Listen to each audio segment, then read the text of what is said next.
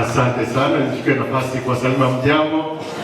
Bwana Yesu yu mwema na siku zote. Wetu tangu asubuhi tangu asubuhi. Saa 3 tulikuwa hapa ndani tukiwasubiri, na hatujaenda mahali, tumekuwa tukifuata kivuli tu, Kwa hivyo tumeshukuru ya kwamba uko hapa na mjisikie huru. Kuna mkiimba hapa tukiwa tunatoka na wageni kidogo, ili tuweke vichwa pamoja, lakini in the meantime kwaya zetu ziko hapa, tutakuwa mkiimba. Tukirejea tutapata mahali ambapo umefika. Kwa hivyo kwaya ziko hapa 3, kwaya 3 ziko hapa. Kwa hivyo hizo kwaya zote zitapata nafasi ya kuweza kuimba, lakini kabla hapo ni kuomba ili tuweze kutokezea na pasta na wageni ambao wamekuja. Tutatoka nje tu hivi na viongozi wa kanisa hili. Huyu mama anaitwa Mama Rachel, ndiye kiongozi mkubwa katika kanisa hili. Na wazee ambao wanashirikiana pamoja na wao hao watatu. Wazee simama. Munga jirani wetu ni Isaba wote, munga mkono ndio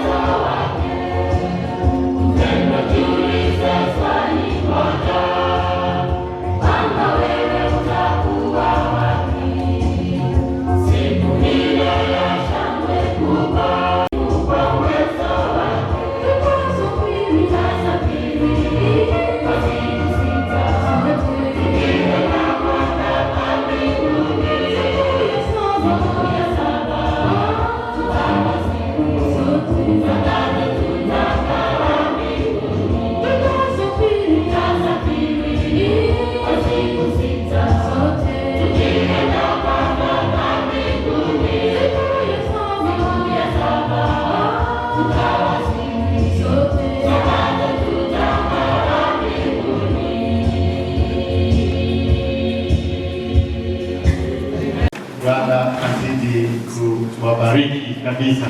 Na sasa wakati huu ambapo tuko nao, tunaenda kwa haraka, na ukipata nafasi kuchanganya, manake si wa Kisii peke yake ndio wako. Haleluya! Kwa hivyo ni kuchanganya changanya. Sasa kilicho cha muhimu hapa ni kuintroduce viongozi wa kanisa, jinsi ambavyo nilisema. Elders wote simama hapa, wachana nayo, elders yao simama, Nyanga simama. Huyu anaitwa Nyanga, ni kiongozi wa kanisa ambalo linaitwa Baringo. Sio Baringo ya Moi, kuna Baringo yetu. Wasalimie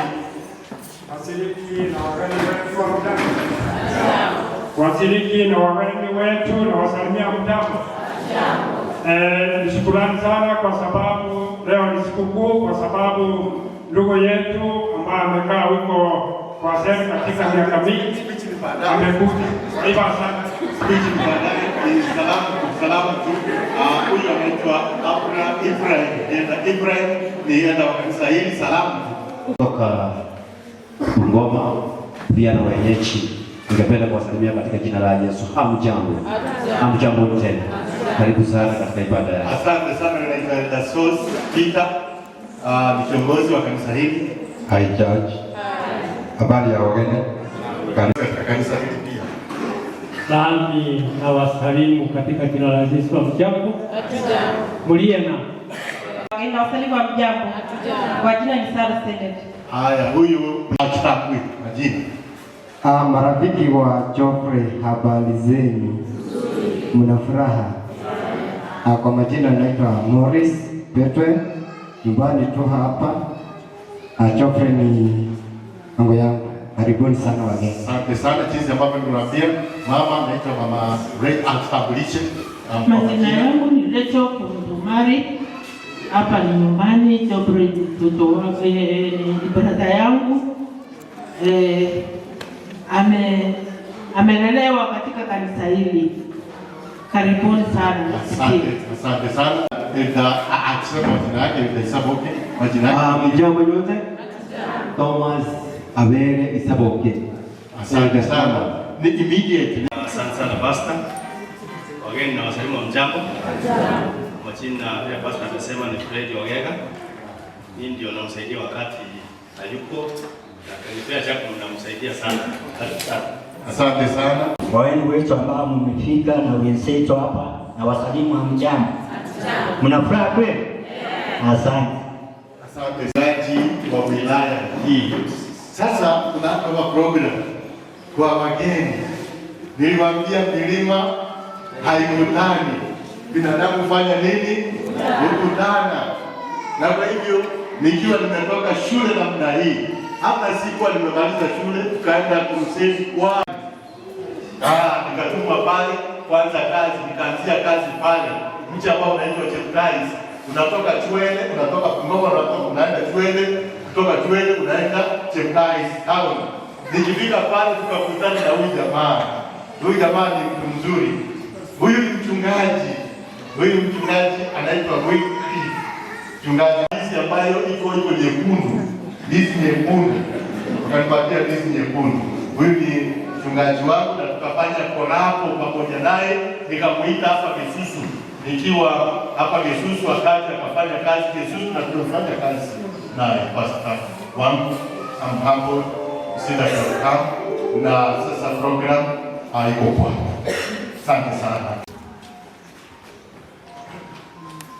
Wapendwa hamjambo?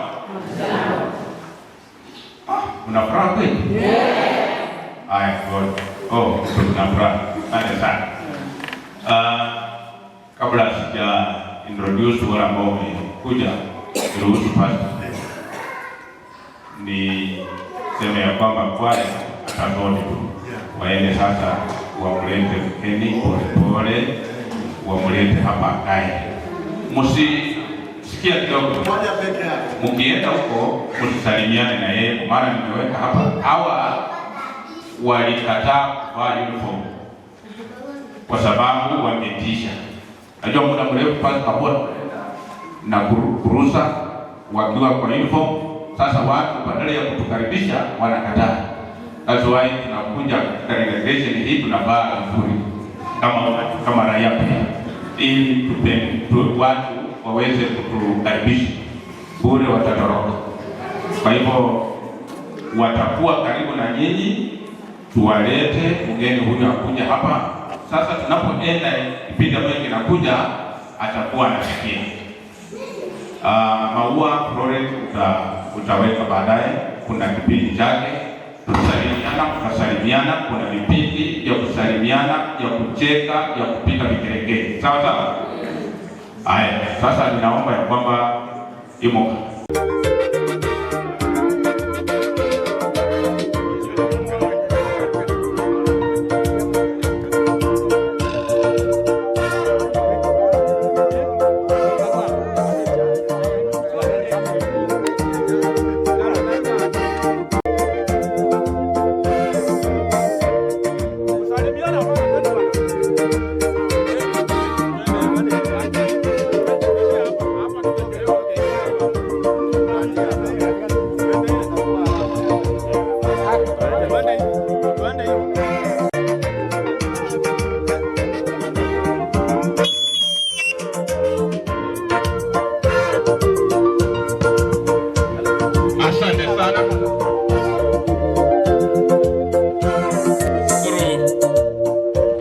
Nashukuru sana na kanisa hili kwa kutukaribisha.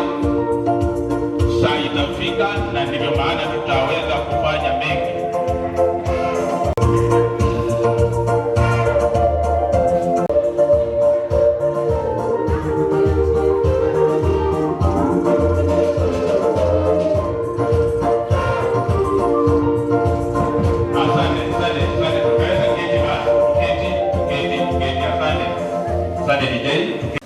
Salamu tu. Asante mchungaji. Abanjwa banyasaya bakasa banene koilewe. Karibuni Eliedan Johnson Onkwale Ogeti Nkama Henzi. Asante sana. Ni kijana yenu mkwe. Huyu ambaye anafuata ni Inspector Wafula. Yeye atawaambia baadaye ya kwamba uhusiano wake na Geoffrey ni wapi. Atawasalimu. Abantu banyasaye bwahiride. Bwahiride. Wakibono. Asante. Kwa majina vile mmeambiwa na Patrick Wafula. Asante Patrick. Aliye karibu ni ndugu Emmanuel Chebo. Yeye ni chaplain katika Bungoma Girls. Tuko na Bungoma Boys, mahali ambapo wapenzi katika Kristo na wasalimu wa mjambo. Na mjambo tena. Asante kwa kutukaribisha. Asante sana. Pamoja tunafanya kazi na Catholic, Muslim, Protestant na SDA kwa ajili ya kitu kinaitwa kusaidia watu kiroho na kuwaweka ili kwamba wasiwe na mawazo ya nyumbani. Kwa hivyo yeye ni Reverend na pia ni Chief Inspector. Yeye ndiye amepepa ujumbe wa station. Karibu sana. Yesu asifiwe. Mwanene Yesu aewe owanene. Samarita nkuru Reverend John Omoke nika igere nyamataro mata kitutu chache. Lakini ndio bana chempusia menyete twachire tusangamwe na torete ogonino mubwatire koboko igeranya mapula sobora isene wasana. Sema ni Wycliffe Nyongesa, ni ndugu ya Charles sana. Emmanuel huyu ndiye alifungua kanisa inaitwa Hope Life ya Cheptais. Na yeye ndiye alifanya atinakanyaka Kisii for the first time. Mliona nikiwaambia kwamba hii ndio njia, hii ndio njia. Nilikuwa najua na hiyo nimejua mpaka. Kwa hivyo pastor, nashukuru. Taka tuangalie mambo machache. Baba yetu, Mungu wetu, jina lako litukuzwe, uwe nasi, tuongoze, tubariki. Kwa muda mfupi unene nasi katika jina la Yesu naomba. Mstari wa 11 mpaka 32. Hayo ndio nitakuwa ninazungumzia. Lakini kuna mafungu machache tu watakuwa wanasoma ila nitakuwa nazungumzia yale ambayo yako. Biblia inataja kwamba Yesu nani? Akiwa hapa duniani, yeye Biblia inasema ya kwamba alikuja kuokoa na kutafuta na kuokoa kila ambacho kilikuwa kimepotea. Na muda mrefu Yesu alikuwa anazungumzia sana maisha ya watu kutoka katika hali ya kawaida kwenda katika nafasi ambayo si ya kawaida, yani katika ufalme wa mbinguni. Siku moja akiwa mahali na akatoa mfano huu, akasema ya kwamba baba mmoja alikuwa na watoto wangapi? Wawili, wana wawili. Anaposema wana ni wanaume, so alikuwa na wanaume wavulana wawili. Biblia inasema ya kwamba walipokuwa wanaketi na wamekuwa wakubwa kama Geoffrey na mimi, kama Charles na mimi, alafu nisisahau huyu mzee huyu Pastor Charles, huyu mzee amefanya kazi sana Western, amefungua SDA churches nyingi sana kule Western, especially Mumias, mahali ambapo ilikuwa unajua Wangala ilikuwa mahali ambapo ni Uislamu tu. Yeye basi huyu unajua nimeingia anijui, tutazungumza baadaye, nitakwambia mimi nani. So ni kitu ambacho nilikuwa nasema ni kwamba Yesu akazungumzia juu ya wana wawili. Ni kwamba baba mmoja alikuwa na wana wawili wakubwa kama mimi, kama Pastor Charles.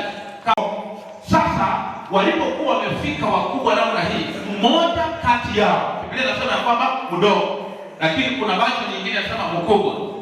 Lakini kitu ambacho nasema ni kwamba kijana mmoja akasema ya kwamba baba, mimi nimefika, nimebalee, nimekuwa mtu mkubwa, kwa hiyo nipe vitu vyangu, urithi wangu na niende. Biblia inasema ya kwamba baba alipokuwa anasingatia akasema si urithi yake, akamkatia, kamupa mali yake na akachukua vitu vyake, na Biblia inasema ya kwamba akaenda nchi ya mbali. Anasema wakati alipokuwa katika nchi ya mbali, akachukua vitu hivyo akauza na akaweka mali yake kuweza kula katika maisha ya anasa, yeye na watu wengine, maisha ya anasa na malaya na wengine. Kwa hivyo walipokuwa namna hiyo, akala na akafika mahali ikaisha. Najua afadhali kwa nyinyi Kisii hapo. Najua wasichana wa Kisii kama wakati mwingine wanakuwa na huruma. Wa kwetu kwa Waluya wakati ambapo wamekula wamemaliza wanasema kanyaga njia. Sisi kama Kisii hiyo pia Mungu naye. Shika mguu kanyaga njia. So hiyo imefanya mpaka sasa sisi tukiwa huko Uluyani ndio naona huyu mchungaji hapa sawa, kwa sababu tukiwa huko lazima tujipinde kwa sababu tutakanyaga njia. So alipokuwa amekula ametawanya mali yake katika njia hiyo, ikawa ya kwamba hana chochote. Akitaka kwenda kwa huyu anamwambia kanyaga njia. Anapoenda kwa huyu kanyaga njia. Anapoenda kwa yule mwingine kanyaga njia. Jamaa kaketi, na unajua baada ya kuishi maisha mazuri katika boma nzuri, umekula vizuri, ulikuwa naishi vizuri, maisha yanakufika mpaka ukaona umekonda kweli. Jamaa kakonda na akakaa kawa na stress. Lakini kuna kitu ikakuja akasema kwamba na sasa sinaona tajiri mmoja hapa hapo na nguruwe, si mimi niende tu huko niulize kazi. Biblia inasema ya kwamba akaenda na akauliza kazi, na kwa kweli tajiri huyo akawa mzuri tu, akamwambia kwamba sasa kitu utafanya, ingia ili kwamba unichungie nini? Nguruwe, ulishe nguruwe. Jamaa kawa wakati ambapo anapeleka huko makombo yale ambayo yalikuwa anapelekea nguruwe, Biblia inasema kwamba anang'ang'ana, nguruwe inang'ang'ana kukula, yeye anang'ang'ana ili ashibe at least. Akafanya hivyo kwa maisha kwa muda mrefu, na akaona ya kwamba kweli hajashibishwa katika moyo wake, na hata hivyo mwili wake hauna raha. Jamaa akasema hapana. Biblia inasema akazingatia moyoni mwake. nashukuru hilo fungu. Pastor, umeona hiyo fungu? Unaweza lisoma. And when he came, the 15:17, yes. And when he came to himself, yes. He said, how many of hired servants of my father's have bread enough and to spare, and I perish with hunger. Sikia. Unajua unaposema kwamba when he came to himself, when he came to his own senses, alipojiitia, Waswahili wa mtaa Pastor Mongo wanasema kwamba alipojiita mkutano, alipojiita mkutano na akaona ya kwamba kabisa kweli mahali nimetoka, baba yangu ana wafanyikazi wengi, wanakula vizuri, wanaishi vizuri na ni wafanyikazi tu, alafu mimi ni mfanyikazi hapa na ninakula na nguruwe. Alipokuja katika hali ya alipojiita mkutano, Biblia inasema ya kwamba alipozingatia namna hiyo akatoka na akafanya nini? Akaenda. Kila ambacho kinanifurahisha ni kwamba baba huyu kila asubuhi alikuwa anakaa hapo mwandani akingojea, akiangalia kila wakati aone mtoto wake. Kila asubuhi anatoka anakaa mpaka jioni. Nashukuru ninyi mnasema ya kwamba tangu asubuhi basta mmekaa mpaka saa hii mkingojea kijana wenu. Nashukuru mmetimiza bila alikuwa. So kwa sababu alikuwa ameenda nchi za bahari, jamaa akawa anapotembea akatembea. Kwa ufupi ni kwamba alipotembea akafika alipokuwa anaonekana kule, baba yake akatupa kiti, akatupa koti lake na akakimbia ili kwamba amkumbatie.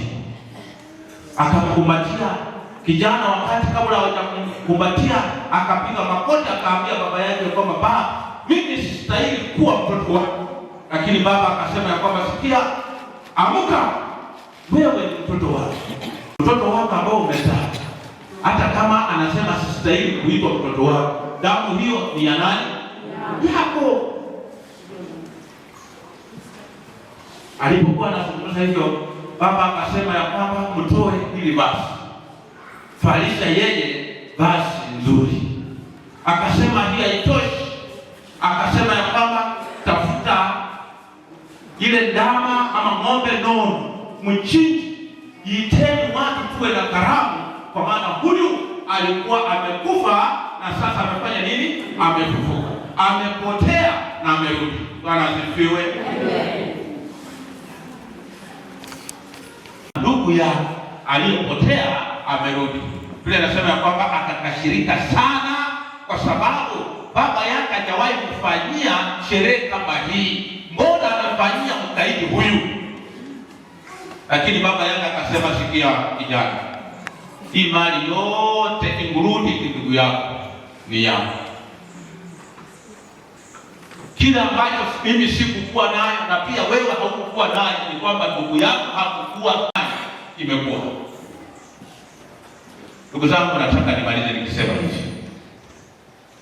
Bisera Geoffrey miaka 7-8 alikuwa ameenda katika nchi ya mbali, nchi ambayo mlikuwa mkitaka kumuona unapika Esau Florence ndio fiki. Mlikuwa mmesema tumemwachia Mungu kwa sababu ninyi hamwezi. Bwana wa ajabu ni kwamba amemlinda na amefika. Bwana asifiwe.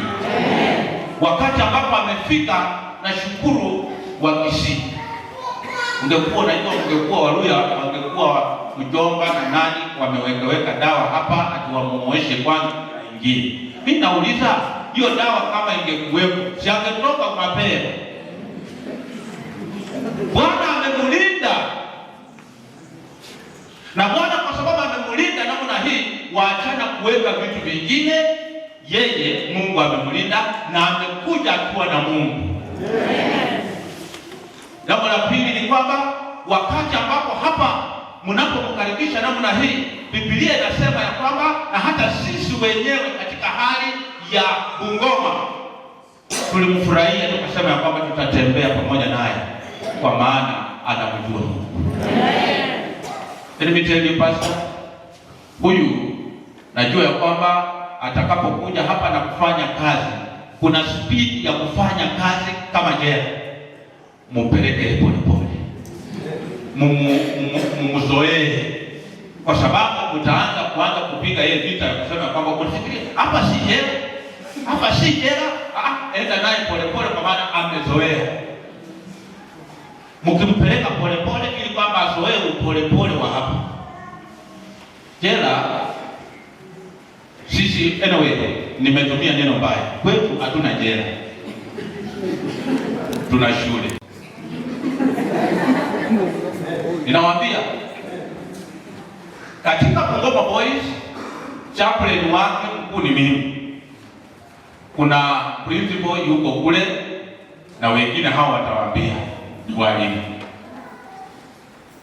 Kila ambacho Geoffrey atafanya, na hapa mtaiona, ni kwamba saa 2 atakuwa kanisani. Na unajua ninyi hapa nje saa 2 huwa mkuu kanisani. Hiyo msidanganye. Hakuna, msidanganye, kwa maana hapa Mungu na kanisa nzuri kubwa, ndio tena yuko na pastor Ponuke ambaye si mzaa, ana old master na Steve karibuni ataenda PhD, lakini amekuja asubuhi. Lakini yeye mtampata hapa asubuhi. Sasa kwa ajili atakuja hapa asubuhi na atakuwa utamsikia akisema kwamba mnachelewa sana mambo. Msianze kushangaa, kopa na yeye, kwa sababu yeye amezoea kuanza asubuhi. Bwana asifiwe. Lakini yeye ni mzee wangu wa kanisa, was a church elder there. Unajua ingekuwa ya kwamba katika shule mahali ambapo tungempa tu kazi ili akue, lakini lazima atoke. Shida ni kwamba lazima afanye nini? Afusu na akuje. Amekuja, ombi letu ni kwamba keti pamoja naye. Msikae kama vile kijana huyu mkubwa alipoona ndugu yake amekuja akahisi wivu. Hapana, furahia, kwa sababu ndugu yenu alikuwa amepotea na sasa amefanya nini? Alikuwa amekufa, amefufuka. Alikuwa amepotea, ameenda, lakini Bwana amemleta. Furaha yetu kama sisi tunapoona ya kwamba amekuja mzima.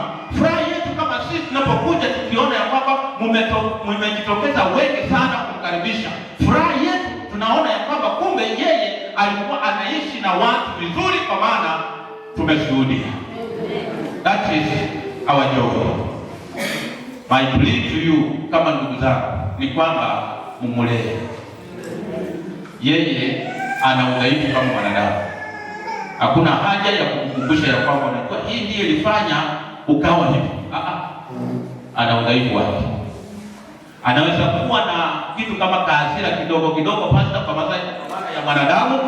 Tafadhali enda naye pole pole. Ana mengi ya kuweza kuwasimulia, kwa sababu mahali ambapo ametoka hakujaenda huko. Hamujakuwa huko ama mmekuwa huko? Hamujaenda kwa hiyo shule. Kwa hivyo yeye anajua, ana mengi ya kuwasimulia. Ombi langu ni kwamba Mungu awabariki, awaongoze kujue kumlea. Tutakapokuwa huko tusikia kumlea to the extent ya kwamba anasema kujeni tena munione, nitafurahi sana. Na si hivyo tu, Bisera, wakati ambapo umekaa umetimiza muda wa 6 months, huyu hatuna maneno na yeye. Ukiona ukisema ya kwamba mkuja mtembelee watu wengine na anakataa, uniambie tu, nitapigia simu ya kwamba amuka na watu wako, maana ni kitu ya kusema amri tu na anakuja. Ana shida. Utapanga ukuje ili kwamba wengine wakuone baada ya miezi 6 kuishi. Ni kweli. Bwana wa amani awabariki, awaongoze tutakapoenda katika kipindi hiki. Bwana wabariki. Wewe ni mwema. uwe pamoja nasi katika vipindi vichache ambavyo vimebaki. Watumishi wako katika kanisa hili utuweke ili kwamba tuweze kufanya kazi yako sawa sawa na mapenzi yako. Hebu jina lako litukuzwe. Umupe tumaini ndugu Geoffrey. Katika jina la Yesu tunaomba. Tumwalike tena. Yes. Tumwalike tena. Ndio. Haleluya. Amen. Umesikia? Yes. Kwa sababu masaa yameenda, hebu nianze hivi. Unasemaje? Kwa ufupi, ndugu yangu Geoffrey, Bwana asifiwe. Niliposikia amewekwa korokoroni, ilikuwa kwa effort huko chini ya kuhusu pande ile kile. Nikatoka huko mbio, nikakuja nyumbani hapa, nikituma na my brother Stanley na brother Abeli Chief Bungoma. Wakaniambia ndio mpaka Bungoma, make sure ndugu ametoka ndani. Ilikimbia the following day. Lakini kabla sijakimbia, iliambiwa nipeleke vitu hiki na hiki na hiki, sijui certificate ya bado siko huko. Nilikataa kutoa huko kwa maana nilikuwa na ngoja toka. Land title deed, land follower certificates na vipande vingine vitu vingine. Sasa kaenda kafika huko. Kaenda mpaka polisi post, yaani baadhi ya polisi wanaishi. Waliponiona wakanifurahia na yeye kwa koroni. Wewe ndugu ya Bisaya ndio. Kila mtu anataka niende kwake. Wakaniambia story ambayo haikuwepo. Ya kwamba yeye aliwekwa ndani kwa sababu walikosana na mkubwa, kwa maana askari wengine, huyo mkubwa alipoleta pombe, yaani gari ambayo alikuwa na pombe kwa compound ya police station. Askari wengine walipoingia kama compound hivi, wakakunywa hiyo pombe yote. Kuuliza huyo mkubwa, kuuliza huyu, sasa ningefanyaje? Wote jua ni kitu gani cha kufanyia. Baada ya muda akastukia hapo korokoroni, hapo huko anaambiwa ya kwamba walifanya usharati huko na mtoto mdogo. Sasa rahisi tu ndio. Lakini nilipofika huko kwa kitu karibu huko 10,000, kaenda kwa wakanipatia certificate, kaenda kwa chera ama polisi wando walikuwa marafiki sana, wakanipeleka mpaka huko, nikakutoa huko, kamleta mpaka nyumbani kwa bibi yake. Bibi yake wakati alikuwa anaishi kwa Simba. I handed over expecting things that were soon. Alikaa hapa nje for 7 years. Nilijua ya kwamba kesi ikikwisha. Bila Mungu anafanya maneno mengine bila nataka, nafikiri amesoma mengi ambayo atakuwa anatuambia. Hata Joseph, kile mtoto aliyeenda jela bila sababu, alisingisiwa na yeye. Huyu nikamuita Joseph Yusuf. Kwa hiyo kwa ufupi, nimemaliza nikifurahi siku ya leo. Nilikuja hapa asubuhi sana,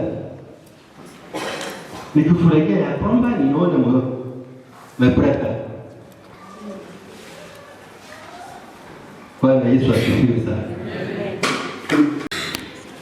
Sasa pastor,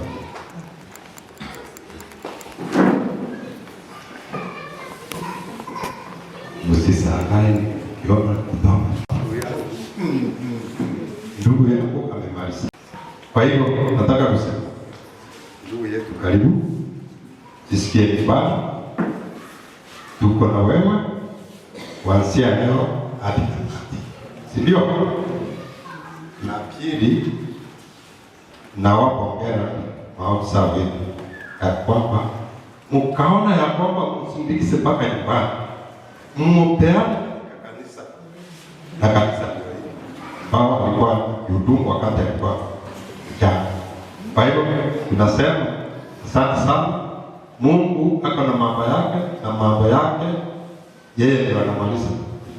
Sasa ndugu yetu isikie kibali. Sisi tunawasalimu mchana. Furaha. Tuko na furaha sana. Muona Geoffrey. Sometimes tunashindwa tuongee nini, lakini mapenzi ya Mungu yakitendeka waje kufanya nini? Waje yatendeke. Kwa hivyo Geoffrey, bila Mungu amefanya na amekurudisha mpaka hapa, hiyo pia tunatoa shukrani. Pia sina mengi ya kusema. Bali tuseme Mungu anajua.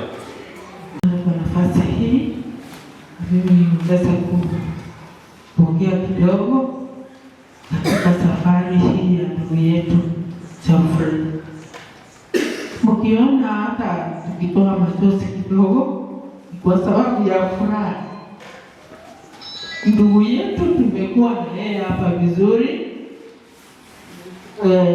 Nikita hapa alikuwa mtoto mdogo na alilelewa katika ile kanisa na alikuwa youth wakati wake wa ujana wake. Na hata ingawa alikuwa ofisa, alipokuja nyumbani alikuwa na alikuwa mtoto mzuri wa kutumika. Na tuliposikia haya yalituhuzunisha sana. Lakini habari njema ni kwamba ndugu yetu alipokuja huko kwa shule yenu alikuwa kama Paulo, akaona the opportunity of sharing the word of God. Na hiyo ndio furaha yetu. Na amekuja akiwa na ile title ambayo inamwezesha aweze kuchangamana na sisi ili tuweze kuendeleza kanisa letu mbele. Ndugu yetu karibu. Tangu wakati nilipiwa simu ulinipigia ndugu yangu Nyabede aliniambia, tangu siku ile tulikuwa tunangoja siku hii kwa hamu sana. Tukasema kama ni hivyo ndio furaha yetu na tujitayarishe kumpokea. Sasa tumekupokea ni mkono miwili. Ni furaha yetu kukukaribisha nyumbani na jisikie kwamba tulikuwa welcome. Sisi kwa ya hii furaha tunaomba Mungu aweze kukupa uvumilivu wa kutosha ili uweze kutangamana vizuri hapa kijijini. Karibuni sana. Nasema karibu. Kwa sababu ya masaa nimesemekana nisichukue muda. Nafanya hivyo. Naomba nyinyi mpaka laini hapa na mimi nawashikilia microphone na kupatia sekunde unafanya tena hapa. Sawa. Estabe. Bika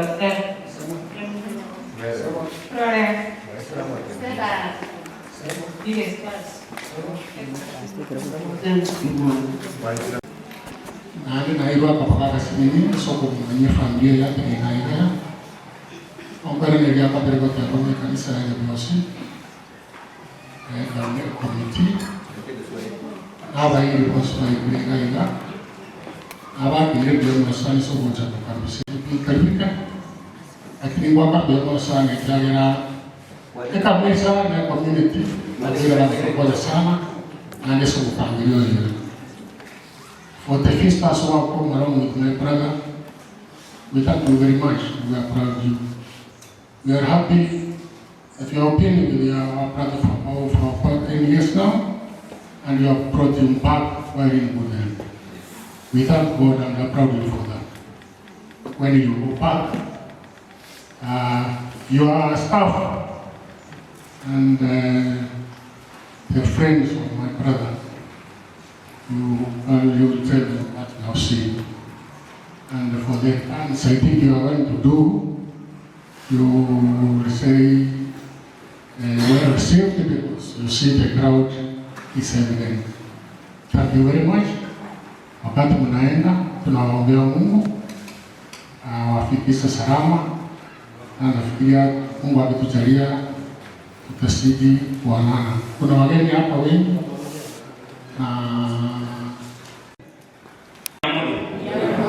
the family ya Salamu Yamuri, the visitors from Goma, I visited there, I met you, I have your number. You struggled with me when I was sick. Come, when there was a problem, you can remember. I want to be very brief. Number one, I'm very, very happy. In other words, I'm saying on the normal to see my native here. I've worked with Geoffrey from the time Danny was very young. I've held his hand and the shoulders moving together until this hour. So mine is to thank those people who contributed to the success of this particular ceremony. Geoffrey, remember Geoffrey, your cousin. Remember Nyamweya, your cousin. Remember my children. Me, I don't want to say you remember me. You know how far we have moved together. These children here, they are okay. At home here, where is Nyamweya? You will stand up. When I came around, I found all of the trees. You are all left. It is there. So the first thing, the officers, the earthly wealth is there. And you have added the spiritual wealth. Through Wycliffe na wengine, ile shule yenu, you have added. I want to make a summary. My dad, teacher, and talk from morning to evening, but I want to make a summary. Number one, you know the story of Kenyatta. He was imprisoned but became a president. Kenyatta si alikuwa mmewekwa ndani korokoroni, ukabengulia, akawa rais. Nelson Mandela pia akawa rais. So you are going to start life with your children. You are going to see great things. You have lost nothing. Stand up, they see. You have the hands, you have the legs, you have what, you have the eyes, you have everything. Sit down. Kuna kitu nataka kuwatangazia. Ukiona binadamu yuko, that is the riches that God has given to us, which is equal. Kwa hivyo, kuna kila kitu, have hope, have God, and you will succeed. Lastly, nataka kuambia hivi, Danieli alilala bangoni. He was not hurt. He slept very well. Daniel. If you go and read the book of Daniel, you will read that story. Alilala huko akapumzika in the day. Even the lions were there because he was with God. Number two, Peter aliwekwa gerezani. Peter aliwekwa wapi? Gerezani. Peter was in prison, but he slept well because he was with God. When Jesus was with the disciples, walikuwa wanapita juu ya maji. There was a storm, tufani, kimbunga. Yesu alilala. Lakini hawa walilia. Yesu aliwaokoa. Kwa hiyo hata Yesu alilala, hata ingawa ni juu ya maji, lakini kwa sababu pia Baba alikuwepo na Roho Mtakatifu waliokoka. Na wewe umelala gerezani because you are with God. We want to say thanks to God because with all circumstances you can rest and you will rest peacefully. So Injili ya Yesu iendelee. Huyu alimwambia lile lilitendeka. I was sick that time. You can see me walking, but Mungu yuko na mimi. Huyu amemwambia hiyo shida tulijaribu kutatua, nilijaribu kutafuta wale watu mnaita mawakili, hatukuweza. Labda Mungu alitaka kitu fulani huyu asome. Thank you. Sit down. Kwa hivyo nataka kuambia kwamba hata hiyo pesa ninatoa nikiwa mgonjwa. Si unaona nilikuwa nalala kitandani? Nilikupata. Sasa hivi nataka nitangaze wale ambao hamjui. Baba tena na pili. Tumemaliza university. tulimchukua na huyu nikatafuta shule, tukapambana uchaguzi na nimesimama na wale wengine amemaliza university. Alikuwa analia kutoka huko ndani, yeye anamwambia tuko na baba. Wale I want to tell you from today, as I say, you have started a new life. Mtamhitaji kama kiongozi pia, lakini labda mtamwona Mungu ana mipango mizuri yake. Jinsi mimi naona mipango mizuri, watu wanamfikiria yuko mbeleni. Kwa hivyo sasa ataendelea vizuri. Ikiwa mtu alikuwa na sababu ya kucheka, aliye Mungu amwonee huruma. Asante.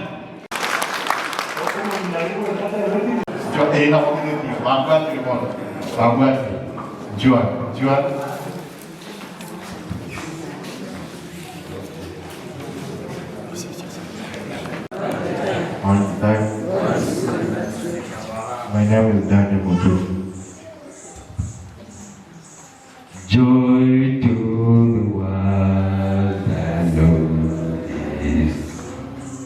Let us receive the King. Let every eye prepare his room. Jackson Muturi, his son. Wasafiri wa mbinguni wasalimu hamjambo. Hamjambo tena.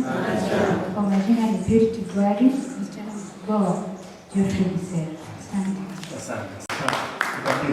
Anakupenda Geoffrey, Mungu anakupenda, ndio maana tuko hapa na leo hii. Geoffrey, hii ni wakati wako ambapo Mungu amekubali ya kwamba uweze kuja katika familia na uweze kuja katika kanisa, na kwa sababu tunaondoka hii message na kuajia Geoffrey ya kwamba uweze kuingia nyumbani kwa Mungu, uingie kanisani. Mungu azidi kukutunza kanisani na azidi kukuandaa katika ufalme. Wewe nimeambiwa ya kwamba ni elder na tutakuchukua kama elder wa kanisa, na kwa hivyo Mungu azidi kuwa pamoja nawe wakati ambapo utaanza. Na uncle yako amesema vizuri kwamba wewe umeanza maisha sasa, na kwa sababu hiyo Mungu azidi kukubariki, azidi kukuinua, na uone kwamba umeanzia mahali ambapo Mungu anahitaji uweze kuanzia. Na tumeambiwa nikisikia kama mchungaji kwamba ndugu yako mdogo amelinda mahali yako, na kwa hivyo una mahali pa kuanzia, na kwa hivyo isiwe ya kwamba unaanzia mahali ambapo haungetaka kuanzia, lakini Mungu mwenyewe ndiye amekuchunga na amesema ya kwamba uanzie mahali pale na Mungu aweze kukuinua. Hiyo na kibeka kama Geoffrey, ingine kwa niaba Fred njoo tumwangani, ingine ngambie kama maikiriga, God bless you sana. Tumekukaribisha kama kanisa, hebu keti na tumepeana maiki hii. Wangu au ambao watazungumza, mkitaka mnaweza type, wataenda kwa ufupi sana. Itaanza na ndugu Emmanuel Chebo. Ninafurahi sana kwa kumkaribisha Geoffrey nyumbani, na zaidi ya yote, maybe watu wengi wanafikiria kwamba watu wenye wanaenda kule ndani ni wenye wamefanya makosa tu. Maybe hata wewe una makosa zaidi wapi wenye wako ndani. So kila wakati mumkaribishe, muendelee kuwa pamoja naye na mumshikilie, mumuinue ili apate kuzoea maisha ya hapa nje. Ametoka kule nchi za mbali, amefika. Si Mungu atubariki. Asante.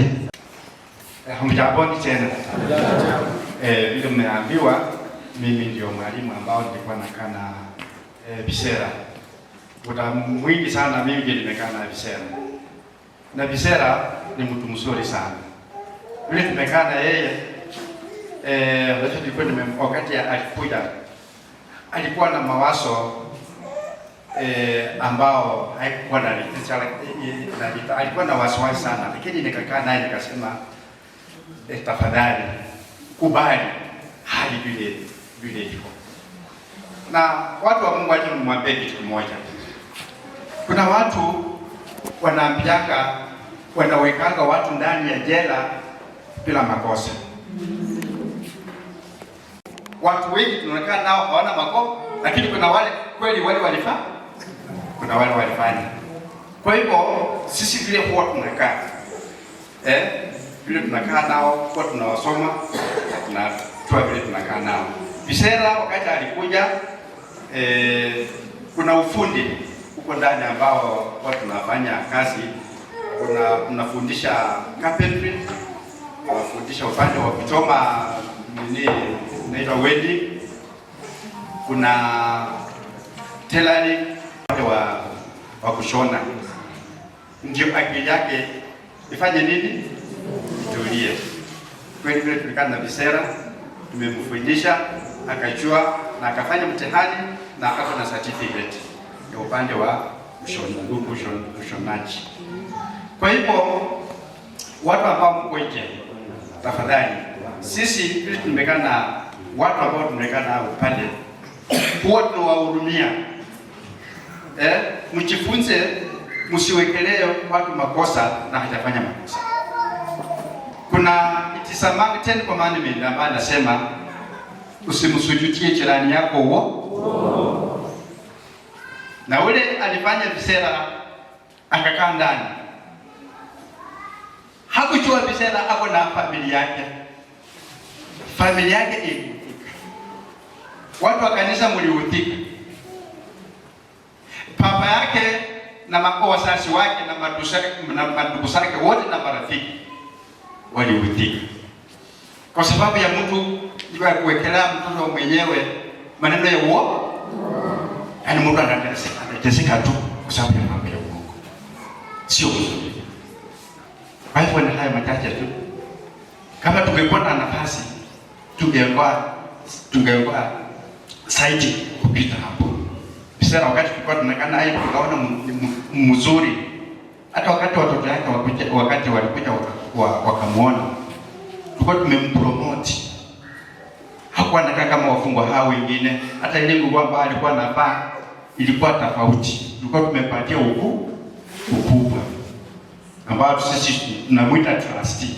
Yaani mtu mwaminifu. Sasa wakati tunakaa pale, wakati tunakaa na hawa watu, naona vile tumetusahau vile anakaa, lakini tunamfundisha ni vile anatusikiza na tunampromote, tunampatia cheo.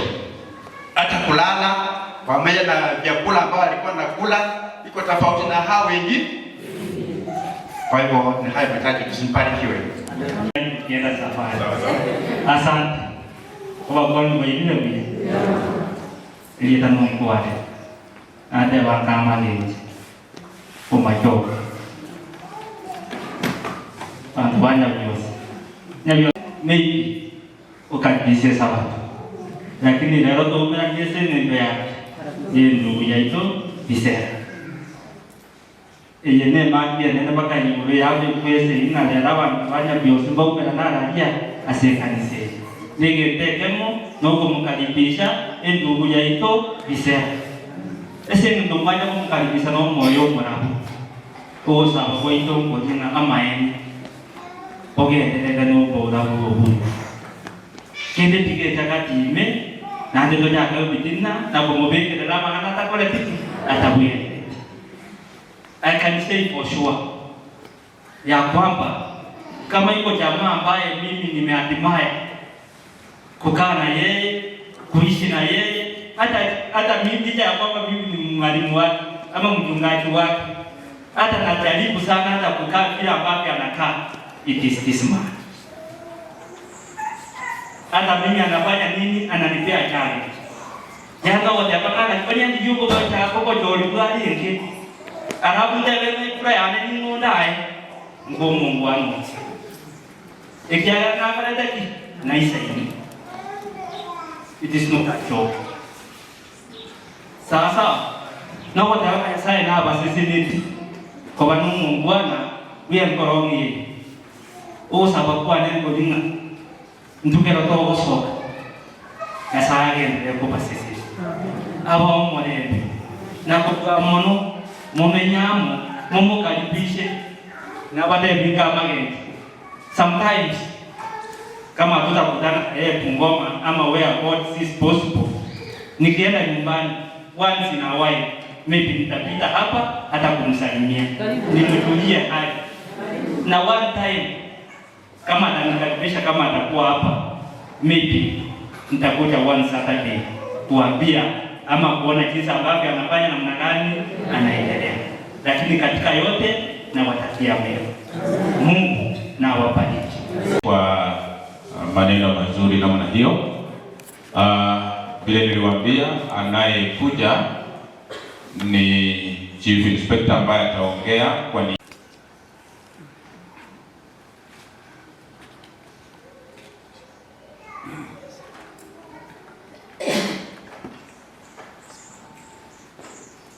Bwana Yesu na asifiwe. Usalimiane na mnaye. Watu wa Nyasaye ndio. Nimefurahia niko nyumbani. Nyumbani ni hapa Nyamataro. Mahali Nyang'awa aliimba nyama choma ukubwini. So kifika hapa Nyabururu hapo ndio nyumbani. So kwanza kabisa naleta salamu za mkubwa ambaye anaweza mnasipokea. Pia nami na wasalimia. Singependa kuongea mengi kwa sababu muda umeenda. Ningependa kusema ya kwamba ndugu Geoffrey alitoka hapa akiwa mzima na tuko na furaha kumrudisha nyumbani akiwa mzima. Hiyo ni jambo la kumshukuru Mungu. Na sio kila mmoja anayesidikishwa vile ndugu Geoffrey amesidikishwa, ni wachache sana. Ukiona mtu tunaamua kutoka all the way mpaka hapa, ni mtu inaonyesha alikuwa ni mtu wa nidhamu, ni mtu ambaye alikuwa ni kielelezo na alikaa vizuri na sisi.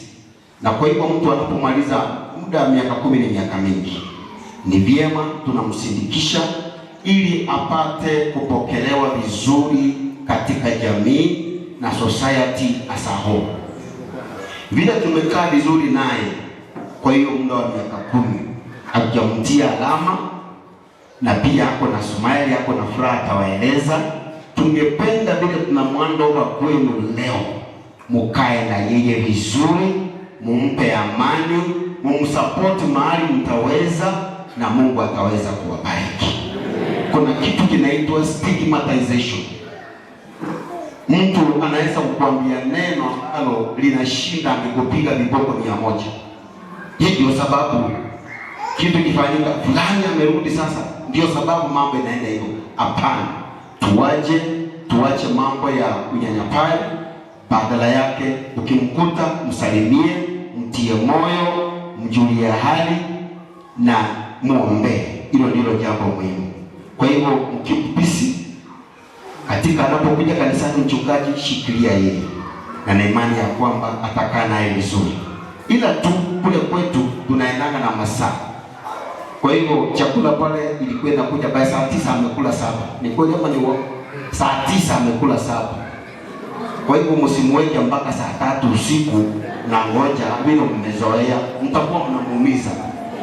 Ili muanze kidogo kidogo, mkienda pole pole mpaka ikifika saa 1 hapo sio baya, lakini anza hata saa 11 tayarisha 7. Hatakuwa affected sana. Si sawa sawa?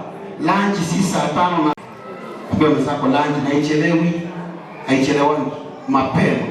Kwa hivyo bila anapokuja na waelezea, ndio mjue namna ya kumpokea na namna ya kutembea na yeye. Ndio chumwa tualile asogo tualigani na kwa tayari kumpokea huyo mito Geoffrey. Mungu awabariki. Nikisha maliza hii Florence, kwa sababu ulikuwa na maua utamwekea, alafu utamuita yeye, ataongea maneno machache, then tukisha maliza, si furaha ya kila kitu. Tunapo ndugu mkubwa, furaha walisomea number 1. Vitu ambavyo amesomea number 1 ni kwamba ana grade 3 katika tailoring, na si tu ya kwamba grade 3 hiyo alifanya tu, alipata pia first class. Jambo la pili ni kwamba alifanya ukiwa huko ndani, kuna masomo mengi ya hali ya masomo ya jiolojia.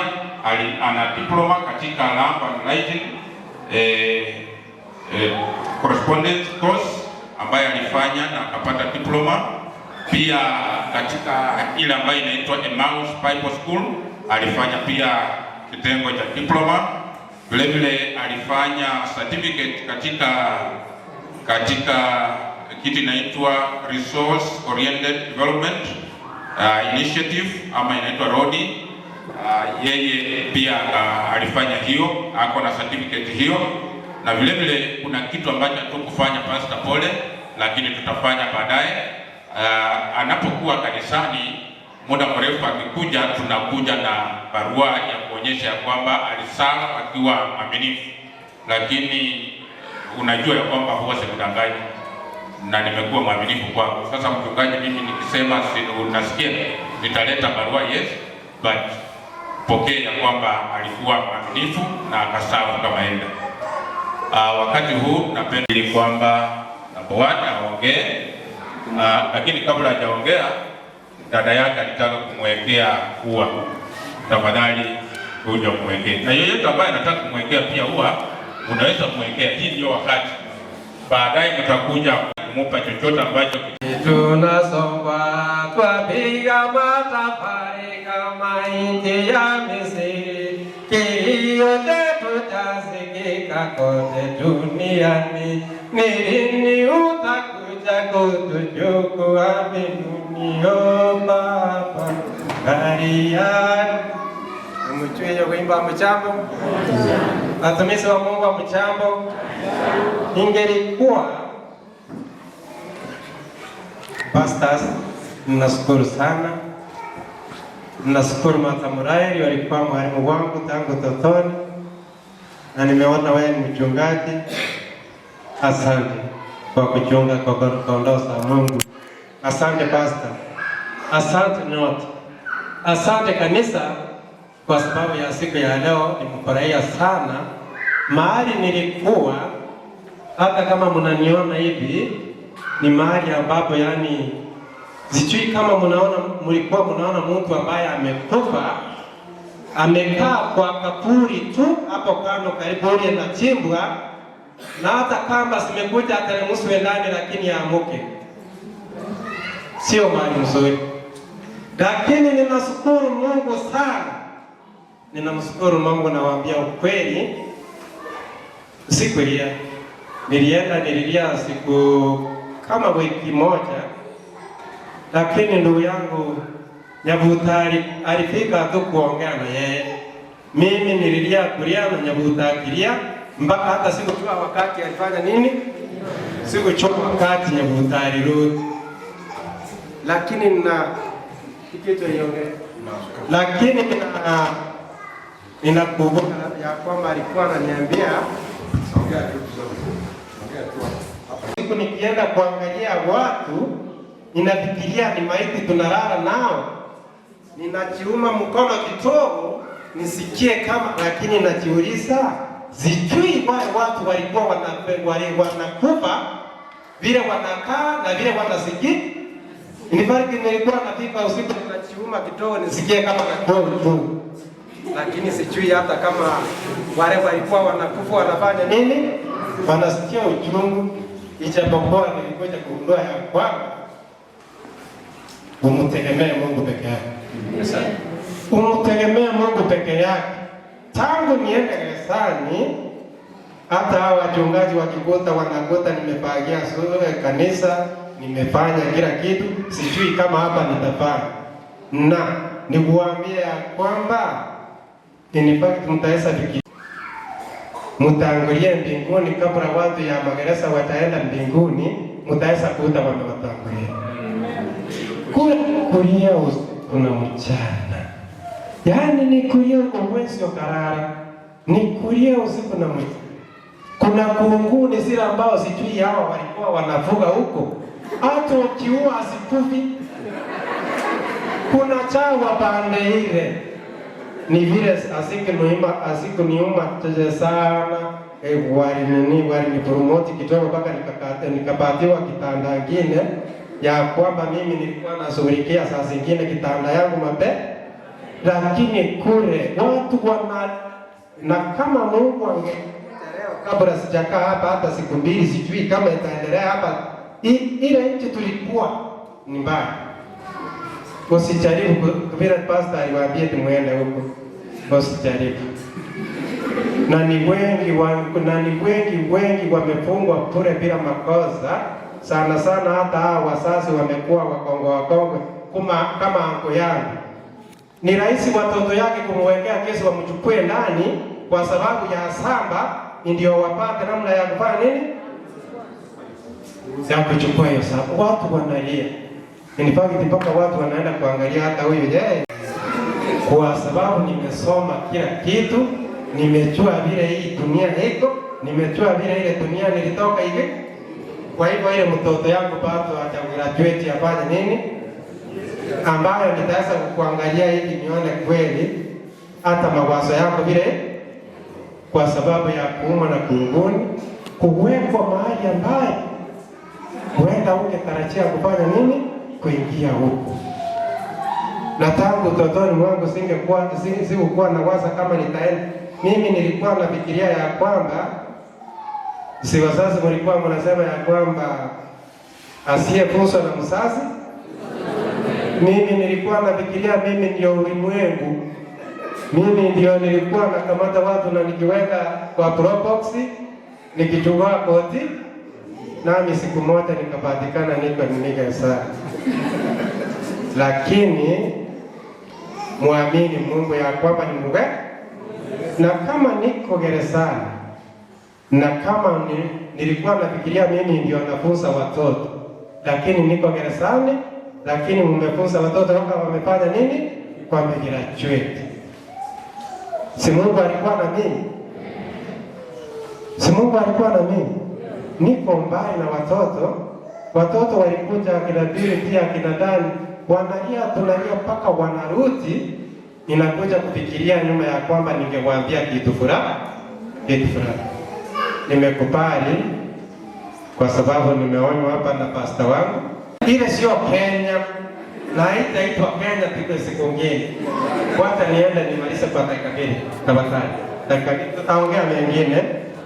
Asante. Jambo tu. Nimepona. Nashukuru. Kuhusu nzuri ya kwa alikuwa ananiambia relax. Asante. Ubarikiwe. Na Mungu akuruhusie. Asante. Hapa kwa naembarega kabla sijaenda niliona anti nilikuona. Kama sitakupatia nafasi uongee, lakini wewe ni anti yangu. Sijui ninajua ya kwa ndio mtoto. Ile tata yangu ndio anamkua mama ya mama anti kwa mlinda mpaka anakuja. Kwa hiyo siku mbili. Asante. Asante. Barikiwa Bwana. Teresa. Barikiwa. Teresa kwa nini unakaa Teresa? Wewe nimekuona. Nimewaona na wengine. Abana bana. Nimewaona. Mbarikiwa. Bwana tena vizuri. Asante kwa kutii wewe wote. Kemunto, abana bamba ngani mbarekwe. Masai pesa. Asante. Asante. Lakini mbarikiwe. Asante. Sasa hebu simama tu. Sasa mahali amefika. Iwapo kuna kitu unajua alikuwa anasema fulani unataka kusalimia tu. Sasa saa hii kuja salimia yeye, unampa kitu ukiweka hapo, hiyo ni yake. Sisi tunaenda nayo. Jela yendingi na pesa na vitu ambao watu wanatoa. Sawa. Hebu keti sasa. Anakuja tu, mkimaliza mnaenda kwa sababu hii ndio ya mwisho. Ndio church kwaya. Shikiane bwatu balike kore. Alafu kwa chiko kora, tumao wote balibaki tutaya sasa kwaya. Wewe weka laini. Kitu hapa. Haya yuko hapa, alikuwa kwa hii kwaya. Sasa kaendelea.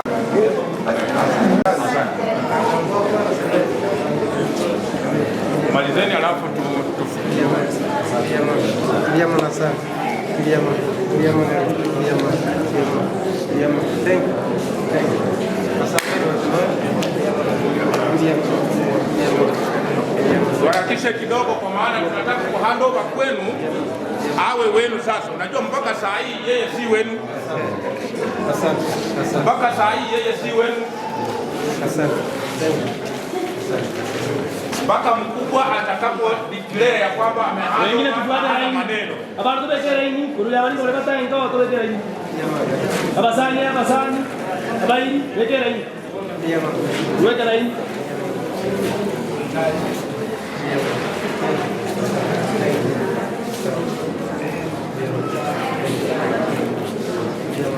Abasani balo bayi. Kama wanamalizia hapo. Asanteni.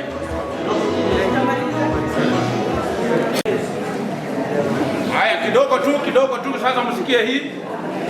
Abandi ndombara batani arako ikaraika bararake Geoffrey Yowoka nantomera 2000 shillings aso kwalika nyo oyo mwalo oyo ntomera yakoro kwale chokotile nantomera 5000 oyo onde omelichasi na nantomera 3000 oyo onde Benjamin 500 no onde Siocha oyo sikira mumbali ando merete 500 tiwa senti na wajile simiane ime mkobekala senda bebe na kibabu madeni jambo sana sawa asante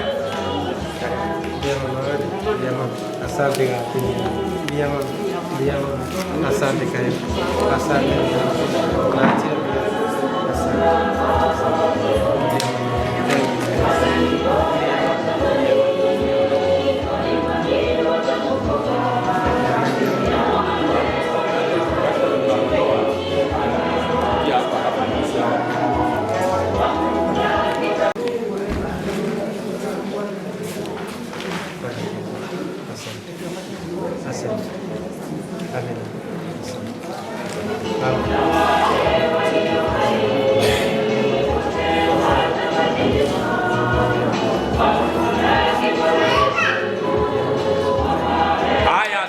Asante. Sasa nataka kuja kwenu. Sababu haya yote tulikuwa tunazungumza tu tujue tupime hewa. Tuelewe kama kwa kweli mtamkubali ama hapana. Kwa hivyo kulingana na kuzungumza ni kama mmemkubali. Sasa tunataka kumpa basta. Sasa saa hii tunazungumza upande huu. Wewe utaenda upande huu pamoja na hao watu wote. Tunaenda kwa vitengo vitatu. Kuna mtu wa serikali hapa kweli? Kama hakuna ni vitengo mbili. Ni kanisa na familia. Sawa. Kwa hivyo number 1 tunataka Zera enda upande huu. Naomba ya kwamba sasa tutaweka hiyo kwaya ile ilikuwa inaiba. Tunataka kuhandover Geoffrey kwa kanisa.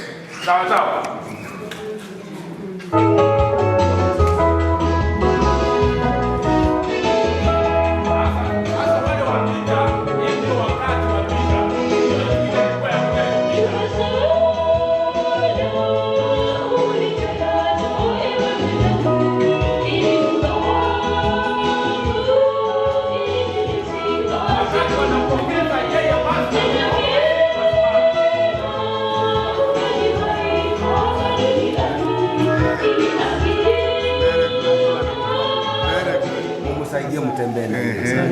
Asiwahi rudi nyuma tena. Tumekubali, hata sisi tumekubali kumpokea na tutamtunza tu kwa uwezo wake Mwenyezi Mungu.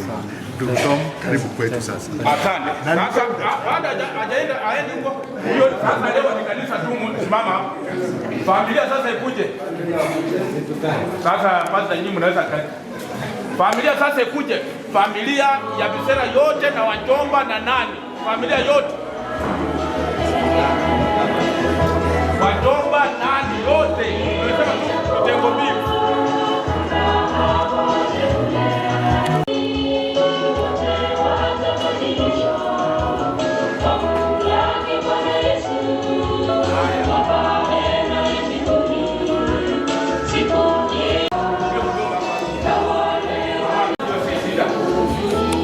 Anawapa jela inawapa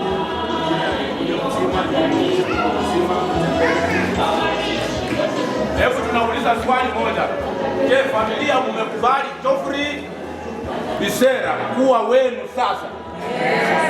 Umekubali? Haya, sasa waje amupe rasmi sasa. Mtatembea na yeye? Mtasimama na yeye? Mtamwambia matusi? Haya, nawapokeza kwa vile mmesema mko tayari. Sasa Geoffrey msienda naye huko. Sasa nenda huko sasa. Hivi tiaka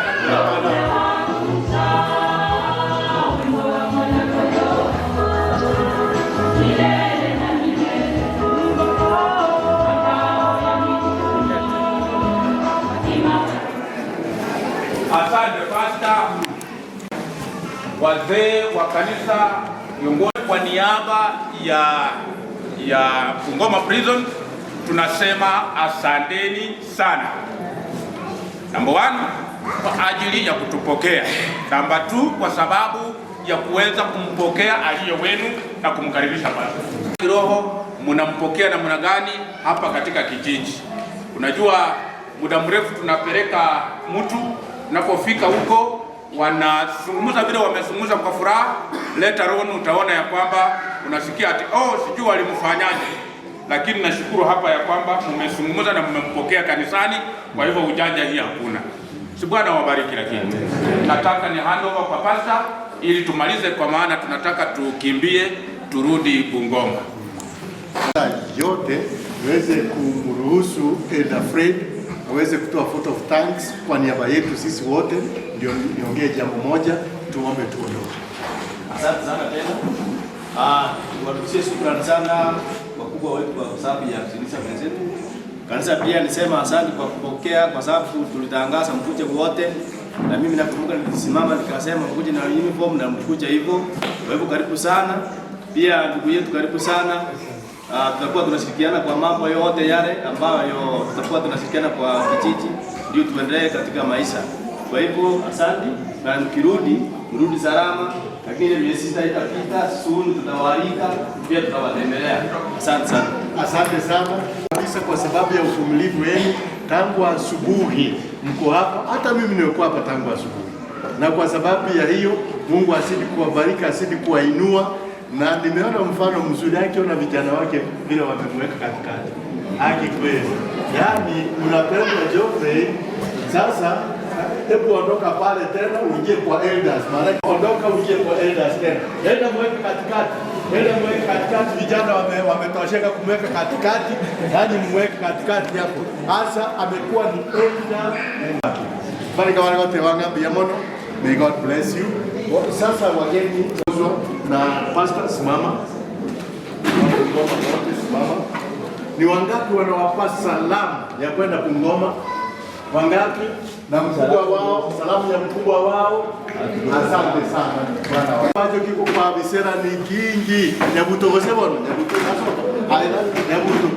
Baalike nyinka, nisame togene. Baalike nyumbani. Mjambo. Wageni ambao wamekuja na ndugu yetu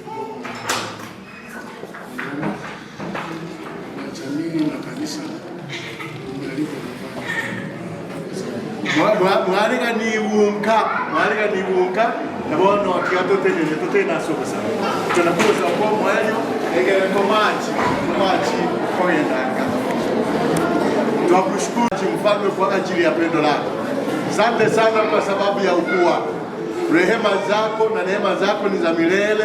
Ndio maana mara nyingine tena ukaona vema ya kwamba tuweze kumpokea ndugu yetu ambaye ni Elder Geoffrey Bisera katika kanisa hili. Wao hawa ambao wametoka Bungoma wakiongozwa na Pastor Wycliffe na wachungaji wengine, mfalme weza kuwabariki kabisa, na wakiondoka kurudi Bungoma, Mungu wetu uwaondoshe kwa mibaraka zako. Mungu wetu tunajua ya kwamba hasa ndugu yetu amerudi hapa nyumbani, na uweze kumwezesha ya kwamba aweze kuanza upya. Tutakapoandamana ili kuweza kwenda nyumbani kwa sababu ya kumpokea pale, hebu andamana pamoja nasi, maana tumeomba katika jina la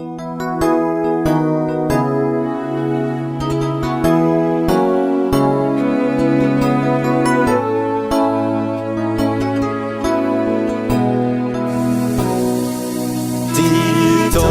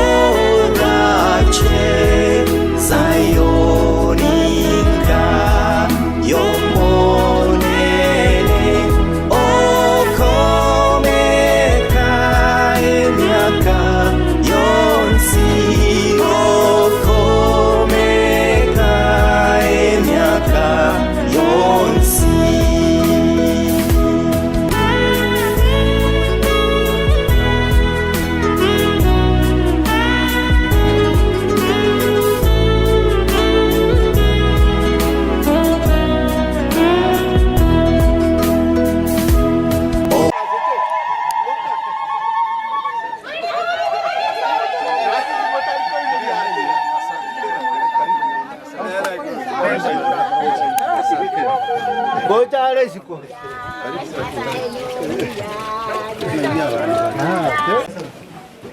Baba yetu, Mungu wetu, tunakushukuru. Tumeingia kwenye nyumba hii, Bwana wetu. Ombi letu ni kwamba uwe nasi. Ya pili ni kwamba mtumishi wako atakapokuwa naishi sehemu hii, mazingira ni tofauti, lakini Bwana wetu mjalie.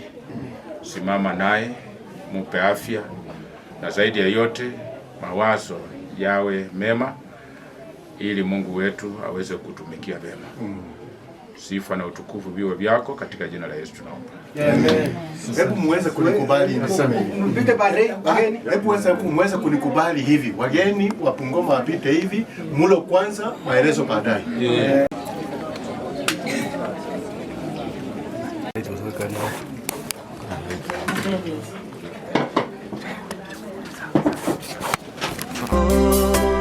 Chai